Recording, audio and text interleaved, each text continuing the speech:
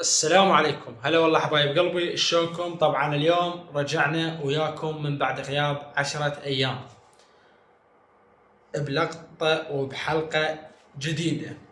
طبعا حسب رأيكم ماكو شي من جيوبنا، حسب انتو تطلبونه. البارحة لعبة العراق انتهت وما الله وفق فريقنا، وان شاء الله بالجايات وبعد عنده فرص ثانية الموفقية وكل التوفيق لهم. طبعا أول شيء بداياتنا اللي هي مثل كل مرة الصلاة بعشرا لمن يصلي على الحبيب محمد. اللهم صل وسلم على سيدنا محمد. طبعا اليوم شرحنا ومعلومات عن لاعب عراقي انتم تحبونه، لاعب كثير من المتابعين طلبوا ننزل تفاصيله ومعلومات عليه.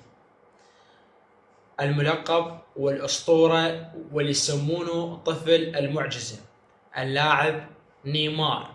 اليوم نشرح لكم على التفاصيل كاملة اللي تخص اللاعب نيمار، من سكن ولادته، الأندية اللي دخل بها كاملة بالتفاصيل الدقيقة والمضبوطة.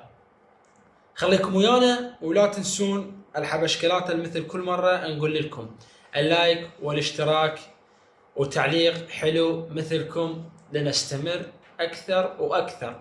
وطبعا للعلم أي لاعب أو ممثل أو مسلسل أو قصة تريدونها أنزل لكم إياها حسب طلبكم وحسب التعاليق اللي انتو تعلقونها لنا.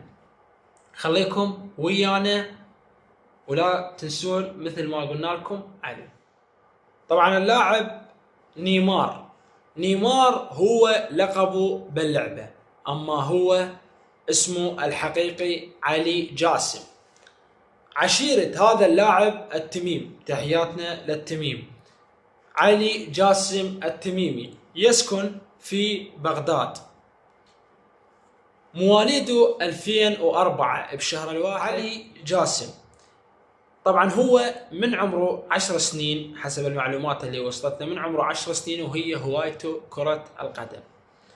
يلعب كرة القدم من عمره 10 سنوات لحد ما وصل لهذا اللي انتم تشوفونه نجم ولاعب اسطورة. طبعا هو لاعب نادي القوة الجوية، كان اول ظهور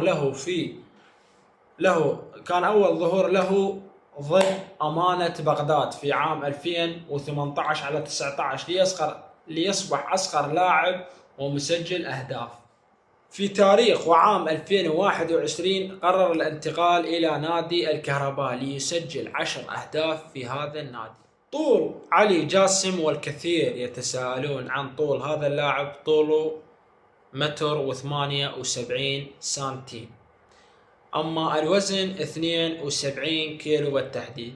مركز اللعب بأي شيء تريد مركز اللعب وسط، لاعب وسط. أما الأكلة المفضلة لهذا اللاعب هي دجاج. القوة الجوية هو رقم 10، أما رقمه في المنتخب يختلف، رقم 17. تحياتي لكم وشكرا على مشاهدة الفيديو. أخوكم نسر العراق منوعات. سلام.